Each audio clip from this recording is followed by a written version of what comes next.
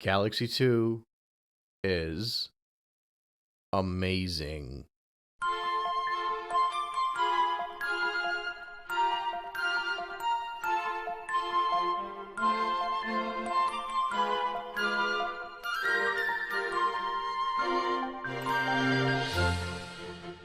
I finally get it. I finally understand why all of you kept telling me what I'm looking for in Mario Galaxy 1 was going to be in the sequel. For a little bit of context, I played Super Mario Galaxy 2 back when it first came out. That was the last time I played it.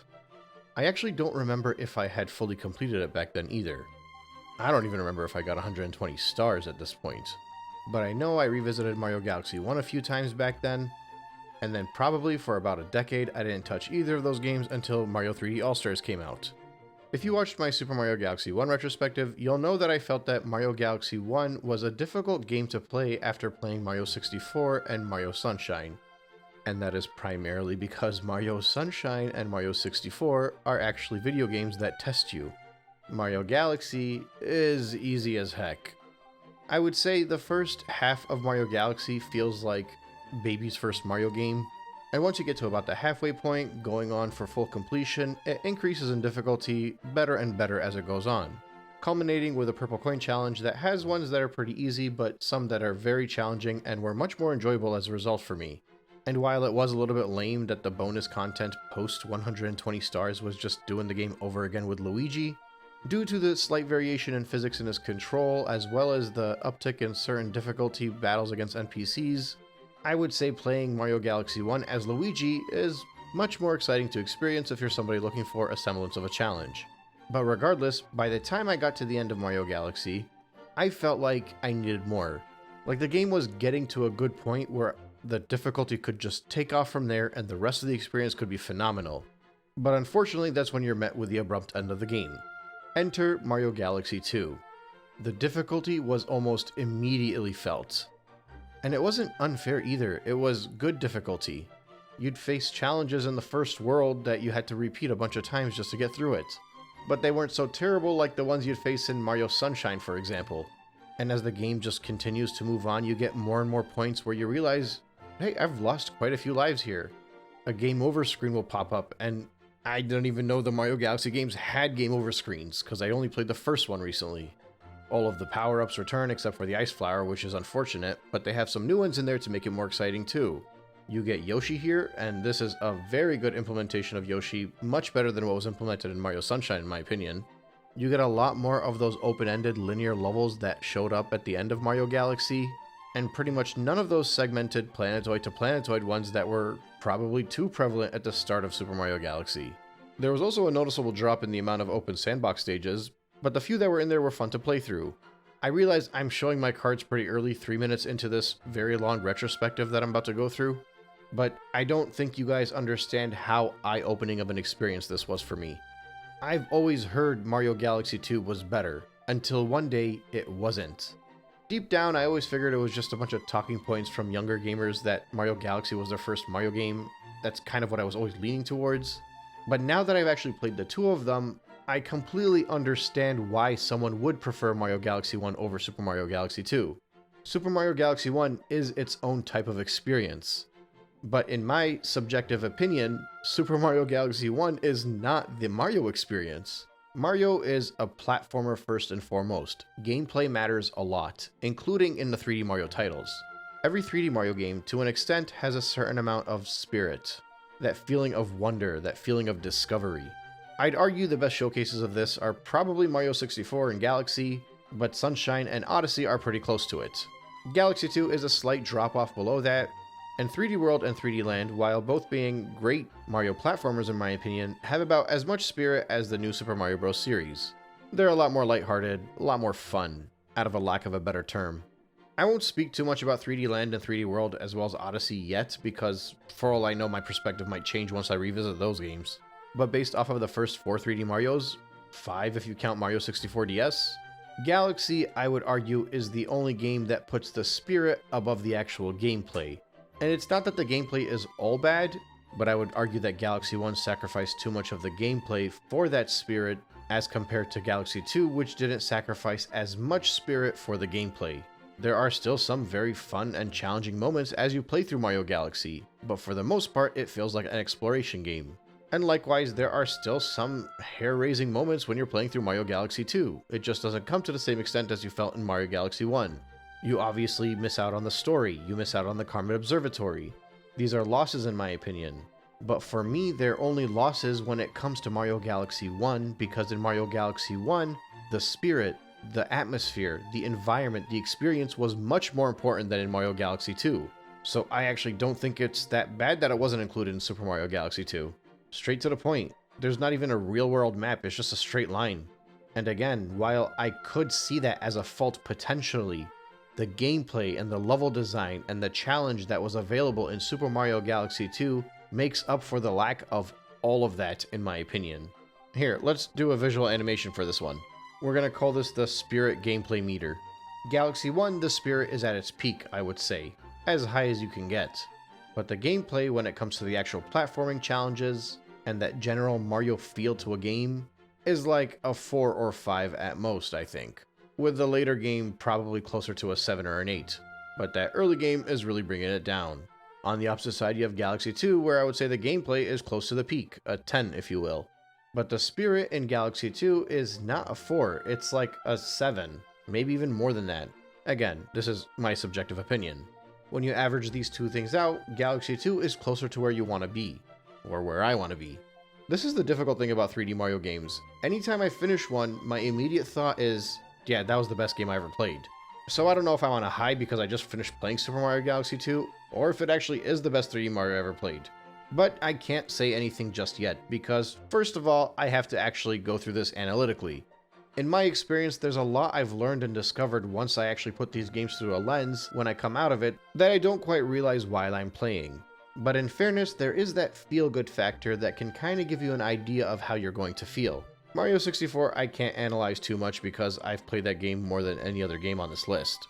But I know with Sunshine, when I think back to it, it's frustration. That's the first thought that comes to my mind. It's the repeating of the same challenges over and over again. The Blue Coin challenges, Delfino Plaza, a lot of that was a lot of fun, but it's still that frustration that looms over my head. Even if I genuinely enjoyed 100%ing Mario Sunshine. But with Mario Galaxy, the first memory I have is vast open space and, I'm sorry to say this, slow-paced boringness. And it's largely because of that early game. The story and the aura and the vibes did appeal to me a lot, and I do think that Mario Galaxy at the end of the day is still a 9 out of 10. That's my benchmark. All 3D Mario games are at least a 9 out of 10.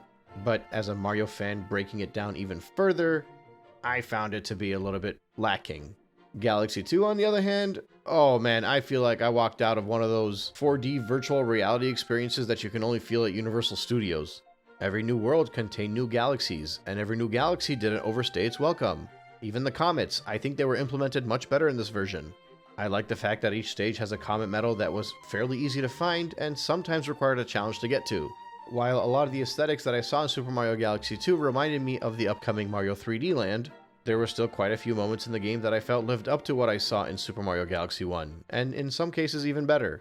And you know, the daylight backdrop actually made a big difference. Most of Galaxy 1 had the night backdrop, and it makes sense, it's in outer space after all. But it's still Mario at the end of the day. Sometimes you just want to see a little bit more daylight. I think part of the reason I liked Galaxy 2 as much as I did is because it had that balance between Galaxy 1 and 3D Land. In a lot of ways, this is very clearly the liaison between those two games. I've always liked 3D Land, but I always felt like it was lacking something. That something it was lacking was the Galaxy influence, which I think Galaxy 2 does more than enough to bring it to the table. Because believe it or not, I think 3D Land is more similar to Super Mario Galaxy than it is to Mario 3D World. It's more similar to 3D World when it comes to the controls, but I think the actual experience is more similar to Super Mario Galaxy 2. And that's largely because I think these two games have some of the best platforming when it comes to 3D Mario in general. But I can delve more into that as I go through the actual series. For those of you new around here, rather than doing one long retrospective, I like to break it down on a level-by-level basis. Now, up until this point, it was pretty simple. In 64, Sunshine, and Galaxy, I just did a retrospective video on each one of the levels and covered every one of their stars or shine sprites. If I did that for Super Mario Galaxy 2, it would take me like a month to get through this game. Because instead, in Super Mario Galaxy 2, they don't have 15 or 16 levels that have a majority of the stars. Instead, the game consists of 6 worlds, with the 7th world being the special world post-Bowser. In each of those 6 worlds, you'll have 4 stages that have 3 stars, as well as 3 stages that have 2 stars. And one of those 2-star galaxies will always be the final stage in each world, which will be the Bowser Jr. or Bowser Galaxy. So it's a lot more straightforward. Basically, to break it down, you have larger galaxies have 3 stars and smaller galaxies have 2 stars. There are effectively no secret stars to be found. Nothing hidden, no unique experience that you didn't know existed. Well, minus the end game, but we'll get to that. So seeing as how I can't do 49 videos on this one, and heck, even if you remove the small-ish galaxies, that would still be 28 on the larger galaxies alone, I'm going to split this one a little bit differently. Each video will cover one world, but it will only cover the main objectives in that world. That way, instead of running through 18 stars in World 1, for example, I'll only have to run through 10. Well, 9 actually, because I'm going to do the Bowser stuff at the end with their own video. As well as the Comet Stars. Those will be a rapid fire in this case. Depending on how in-depth I want to get about the Comet Stars, it might end up being 2 videos, but I won't know that till I get later on to the retrospective. And likewise with the Green Stars, which, by the way, I still have yet to beat. I'll be doing that next, as well as the final Grandmaster Galaxy. I usually don't like doing all the extracurricular stuff until I've gone through most of the videos, and that's primarily because I don't want it to alter any of my opinions. So that's also part of the reason why I can't definitively say if I love Mario Galaxy 2 as much as I think I do, because I have not gone for full completion yet. So we'll know better by the time I get to the conclusion. But based off of this rough estimate, we're going to be between 10 and 15 videos by the time this is all said and done. However, these videos I think are going to be a lot longer than my usual ones. During most of my videos, I generally tend to aim for 10 to 15 minutes, with some of the longer ones hitting 20. I think all of these are going to be around that 20-minute mark. Maybe 15. We'll see when I start actually getting into it. So starting from Monday, I'm going to upload them for Monday, Wednesday, and Friday, with a potential on Sunday depending on how ahead of the game I get. I'll still be uploading something on Tuesday, Thursday, and Saturday, but it won't be the series. They'll just be regular casual discussions if you're interested in that. There's probably an announcement post on my channel, you can view that if you're interested. Regardless, I plan to continue to hit the 11 AM upload times, and specifically the Mario Galaxy 2 stuff will be on Mondays, Wednesdays, and Fridays, and maybe Sundays. Capiche? Capiche. Let's quickly get this out of the way though. In Mario Galaxy 2, there is no hub world like I mentioned. There's the face ship. It's more like a playground than anything else. There's a story, but not really. It's more like a rehash of Mario Galaxy 1's story, or maybe it was after the time was restarted at the end of Mario Galaxy 1, this is the continuation or retelling, I don't know. But you got a big purple friend named Lubba. You have Hungry Lumas, but they're implemented a little bit differently. I'll go through that as I get to it.